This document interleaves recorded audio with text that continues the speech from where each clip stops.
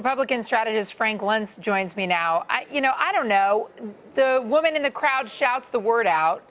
Donald Trump clearly gets enjoyment out of it. He's entertained. What word? I didn't hear it. Can you say that word again? Yeah, I never said it. But the P word that rhymes with wussy.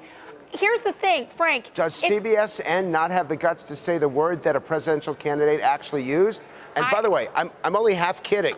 When you think about it, if the language is used in a political rally, why is CBS News afraid to say that word when it's online, when there are no rules, there are no regulations, you cannot break the law? I mean, so much of this campaign is about testing how we treat each other, testing the civility of politics. I know you're offended by it, and so am I, but if Donald Trump will use that word, why won't you? I got to say, I'm not easily offended, right? I mean, I've worked in newsrooms for 20 years. I've heard language that's far worse. The thing that gets to me is, number one, I'm the mom of small kids. And what Bob Schieffer said this morning about what are you going to do, send your kid out of the room when there's political coverage on because you don't know what kind of language is going to be used? Number one. Number two, I think as a woman, my sensibilities are... basically, you're using a term for the female anatomy to describe someone that you disrespect. You know he didn't mean it that way. You know he just wanted to say that Ted Cruz is weak. And I have an issue with civility in politics, and I've been talking about this now for 6 months, that we have lost the ability to actually talk to each other in normal terminology, that we've lost the ability to have a civil, sane conversation. And it is so frustrating to me. But the issue also is, what is it that he gets 35% of the vote? And I'll go on record. Donald Trump, the man who used that word, is going to win tonight, and he's going to win by a good margin. I think it's going to be at least 10 points. So clearly society has changed, politics have changed, communication has changed.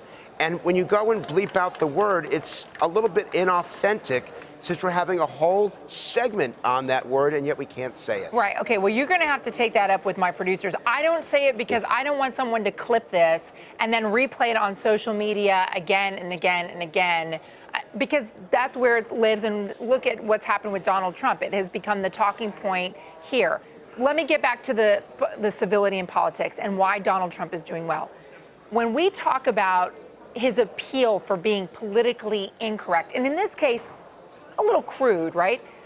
Maybe people are just sick and tired of fake being nice. Maybe they're sick and tired of being tiptoeing around their words so that they don't offend the person sitting on the other side of the desk, the other side of the office, the other side of the dinner table. The public genuinely wants someone who, number one, says what they mean and means what they say.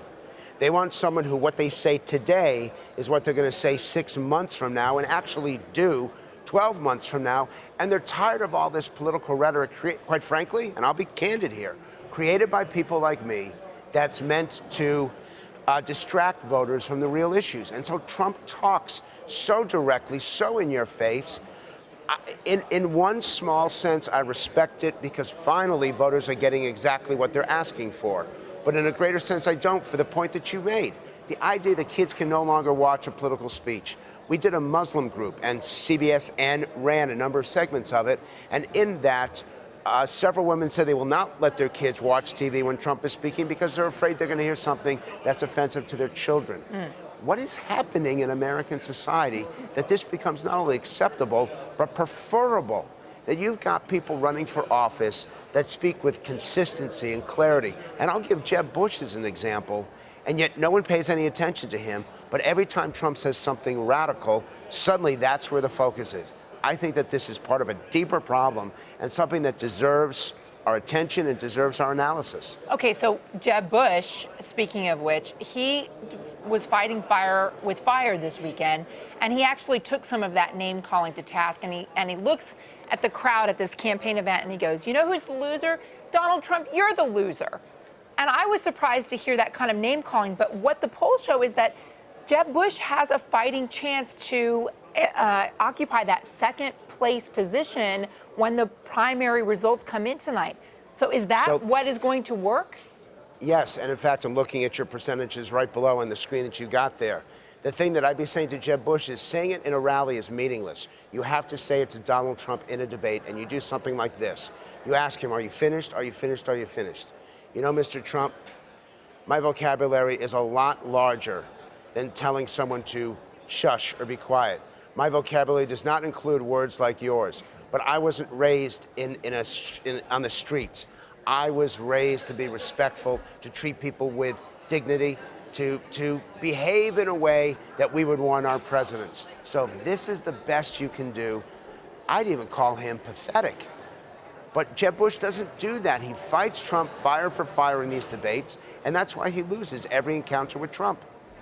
You know, I talked to somebody from Bush's campaign, his campaign strategist, and I asked him about the role of personality, and he's talking about how much Bush can point to his record as governor of Florida, and that he's got the kind of leadership skills and the kind of managerial skills that matter. And I said, yeah, but if you can't get voters to like him, then it's meaningless.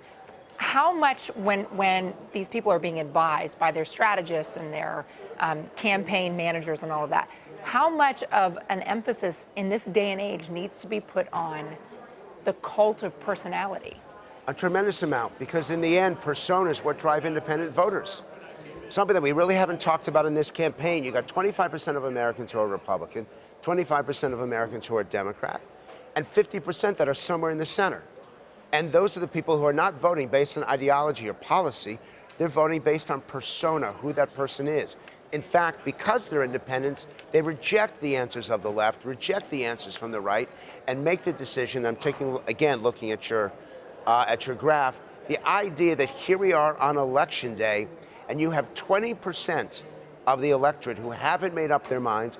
Those are independents. They're not voting based on issues. And you have to prove to them that you have the leadership they're looking for, the strength to fight for voters, the willingness to take a stand and not back down. And all of the attributes that Republicans are looking for are basically strength attributes. Yeah. It is something that a governor has. Senators often don't have it. Governors have to be strong. Governors have to be tough. And for Jeb Bush, it is an issue of persona, because he was a great governor and he's got an awesome record. And Frank, to your point, it looks like John Kasich is making some headway because of that as well. In fact, Dixville Notch, tiny little town in Coos County, New Hampshire, the first to vote, they started at midnight.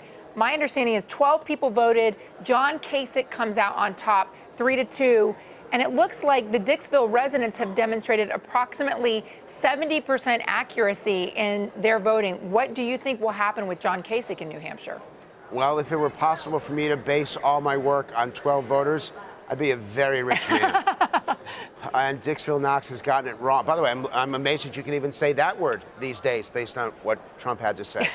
That John Kasich has been rising over the past few weeks because he's up here. This has become his home. He is focused on New Hampshire. The challenge for Kasich, let's say he does well, where does he go next? He doesn't have an organization in any other state. Jeb Bush has tens of millions of dollars still to spend. Kasich doesn't have much. I don't want to undercut his success here, because I do agree with you that he will be in the top 4 in New Hampshire tonight. But the challenge for him is, what is your encore? Frank Luntz, it's good to talk to you. I really enjoy it. Thank you for your time. And let's hope that the FCC was not watching this encounter this afternoon.